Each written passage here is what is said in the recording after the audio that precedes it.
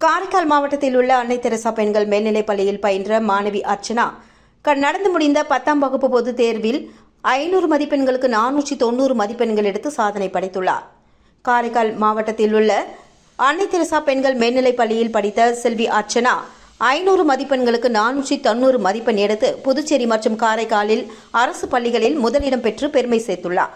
மதிப்பெண்கள் தமிழில் 98, ஆங்கிலத்தில் 98, கணிதத்தில் 100, அறிவியலில் 97, சமூக அறிவியலில் 97 என மொத்தம் 500க்கு 490 மதிப்பெண்கள் எடுத்துள்ளார்.